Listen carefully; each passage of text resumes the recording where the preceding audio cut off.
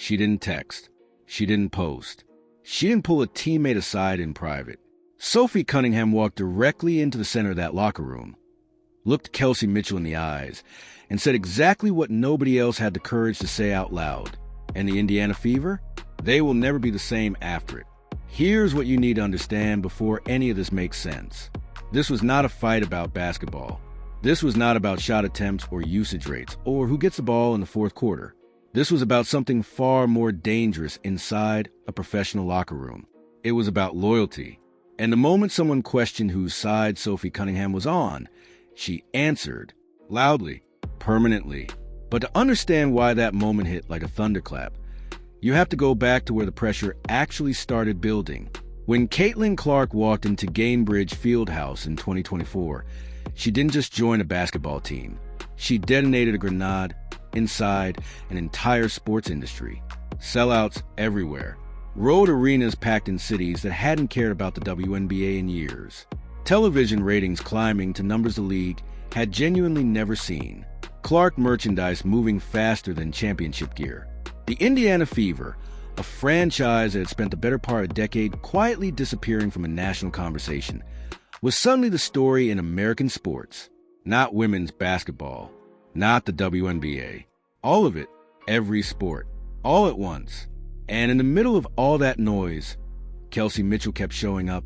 No fanfare, no viral moments, no ESPN countdown clocks tracking her every move. Just Mitchell, every single night, doing exactly what she had always done, which was put the work in, carry the weight, and compete like her life depended on it. She had been doing that long before the cameras arrived. She was doing it during the seasons when the Indiana Fever averaged fewer than 5,000 fans per game, when national media treated a Fever road trip like background noise, when being the best player on that roster meant being the best player that almost nobody was watching. Mitchell never complained about any of it. That's not who she is. But here's the thing about professional athletes that casual fans almost never appreciate. They see everything. When Clark went down with a groin injury in July of 2025 and missed the bulk of the regular season, Mitchell didn't hesitate. She picked up the entire offensive system and carried on her back through 44 regular season games and every single playoff contest. 26 points per game in the postseason. Career-high averages across the board. Her first all-WNBA first-team selection. A recognition that was years overdue and arrived at exactly the moment when it cost her the most to earn it. She dropped 34 points against the Las Vegas Aces in a playoff game Indiana desperately needed to survive. 34 points against one of the most suffocating defensive rosters in the entire league. And the camera still cut to Caitlin Clark sitting on the bench in street clothes. The broadcast still led with Clark's name. The national write-up still framed every Mitchell moment inside the larger narrative of what it all meant for the franchise Clark was building. Mitchell never said a word publicly. Not one. But that kind of thing doesn't evaporate just because nobody talks about it. It settles. It sits in the corners of the locker room, quiet and heavy, until the right person in the wrong moment gives it somewhere to go. Sophie Cunningham had a front row seat to every single bit of it. And there is something about Sophie Cunningham that gets completely buried every time the media covers this story. She is not just a player who knocks down threes and plays physical defense. She is someone who earned a black belt in Taekwondo before she was old enough to play organized basketball. She grew up wired differently. She processes confrontation differently than most people in that league. When something is wrong in front of her, she doesn't manage it. She doesn't defer. She doesn't look away and hope it resolves itself. She acts. And the moment Kelsey Mitchell said what she said, the moment those words left her mouth and landed inside that locker room, Sophie Cunningham made a decision that changed the entire temperature of this franchise. What Mitchell actually said is the part that nobody expected, and what Cunningham did in response. That's what broke this story wide open. Before we get to what Sophie said, you need to hear what Kelsey Mitchell did first. Because this didn't start with a confrontation. It started with a moment that was never supposed to be heard by anyone outside that building. A hot mic, a raw, unfiltered confession. and a room full of professional athletes who suddenly had to decide which side of the line they were standing on. It happened in the kind of setting where athletes let their guard down just enough to be human. Not a press conference, not a post-game interview with cameras in their faces and PR handlers nearby. It was the in-between space, the tunnel, the warm-up, the quiet before the noise, where players say the things they would never say in front of a microphone on purpose. Except this time, the microphone was already on. Kelsey Mitchell's words carried, and what she said wasn't vicious. It wasn't a personal attack. It wasn't the kind of thing you could frame as jealousy or pettiness if you were being honest about it. It was something closer to pain.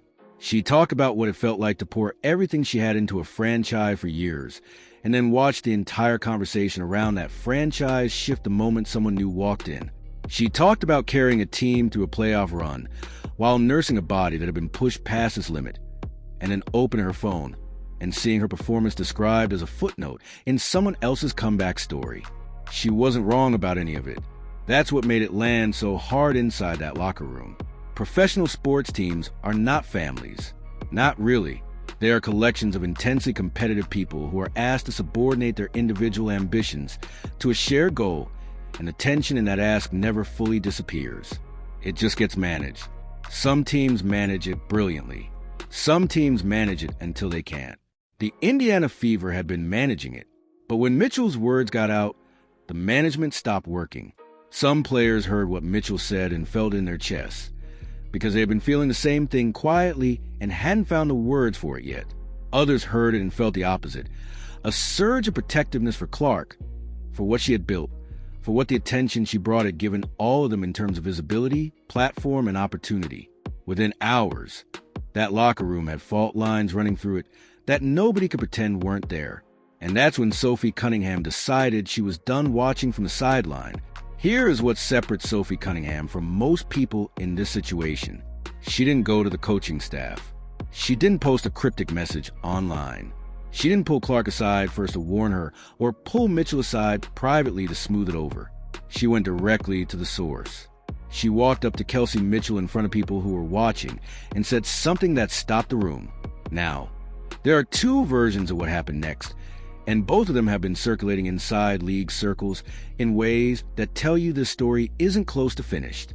The first version says Cunningham came in swinging, that she defended Clark without flinching, that she told Mitchell directly that everything Clark brought to Indiana had lifted every player in that building whether they wanted to admit it or not, that the sellouts and the television deals and the expanded media coverage had given players like Mitchell the audience their talent had always deserved but never received, and that burning it down over credit was a wrong fight at the wrong time. The second version says something more complicated, that Cunningham didn't just defend Clark, that she actually validated part of what Mitchell said first, that she acknowledged the imbalance was real, that the spotlight had been unfair, that Mitchell had earned more than she received, and that none of that changed what Cunningham was about to say next. That second version is the one that has people in the league talking.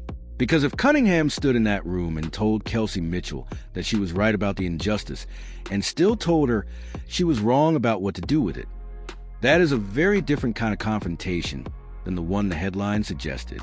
That is not someone defending a teammate. That is someone trying to save a franchise from itself. And Caitlin Clark, sitting somewhere in Indianapolis, recovering, preparing for her return, had no idea any of this was happening in her name. Or did she? Everyone was watching Kelsey Mitchell and Sophie Cunningham. Nobody was watching Caitlin Clark. That was a mistake. There's a version of this story where Caitlin Clark is a passive figure. Someone things happen around. Someone the franchise orbits, but who remains untouched at the center, unaware, recovering quietly while the people around her navigate the friction her presence created. That version is almost certainly wrong. Because here is what people consistently underestimate about Caitlin Clark, and have been underestimating since the moment she stepped onto an Iowa court and started rewriting the record books. She is always paying attention. This is not someone who stumbled into greatness through raw talent alone. This is someone who spent years studying the game at a level that made coaches and analysts genuinely uncomfortable with how prepared she was. She read defenses before they materialized. She understood spacing and gravity and court geometry the way most players don't understand it until their 8th or 9th professional season. That same intelligence doesn't turn off when she walks out of the gym. Multiple people connected to the Fever organization have suggested, carefully, without putting their names on it, that Clark knew the tension was building long before Mitchell's words became a locker room crisis, that she had sensed the fault lines, that she had, in her own quiet way, been thinking about how to handle it. What she hadn't anticipated was Sophie Cunningham handling it first. Here is what the most credible accounts of that locker room moment agree on. Cunningham did not deliver a speech. She did not perform for the room. She didn't make about sides or loyalty tests or who had been in Indiana longer and who owed what to whom. She said something simple, something that cut through all of it. She told Mitchell that the league they were both playing in, the league that was finally getting the television deals and the arena upgrades and the salary conversations that players have been fighting for across decades, that league existed right now, at this specific moment in history, because of the kind of attention that Caitlin Clark had generated. Not because Clark was more talented than the players who came before.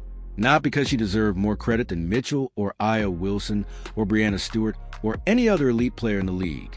But because attention, once it arrives, has to be protected. Not for one player, for all of them.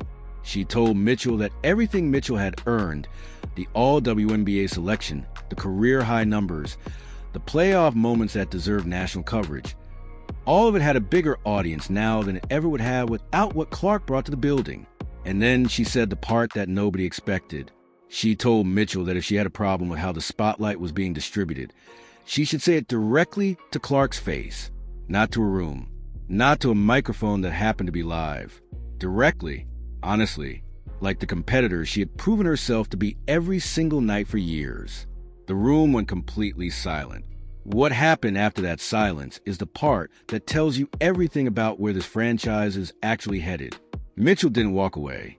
She didn't deflect or dismiss or retreat into the kind of professional non-answer athletes use when they want a moment to disappear. She nodded. That's it. One nod. But inside a professional locker room, in that specific moment, one nod means something enormous. It means the conversation isn't over. It means it's just beginning. But now it's going to happen in the right room, between the right people, without the noise of cameras and media narratives and social media speculation drowning out what actually needs to be said. Caitlin Clark's return to that court is going to be one of the most watched moments in WNBA history. The league knows it. ESPN knows it. The fans who've been following this story know it. But the real game, the one that determines whether Indiana becomes a dynasty or fractures under the weight of its own potential, that game is already being played, quietly, behind closed doors, between three women who are each, in their own way, carrying something the other two can't fully see. Sophie Cunningham didn't end the chaos. She just made sure it had somewhere honest to go. And in professional sports, that is sometimes the most important play anyone makes all season. If this story hit different for you, you already know what to do. Drop your thoughts in the comments. Whose side are you on? And do you think this Indiana Fever roster has what it takes to hold together when Clark comes back? Subscribe if you want the stories that go deeper than the highlights. We will be here when the next chapter breaks. Because in the WNBA right now, the next chapter is never far away.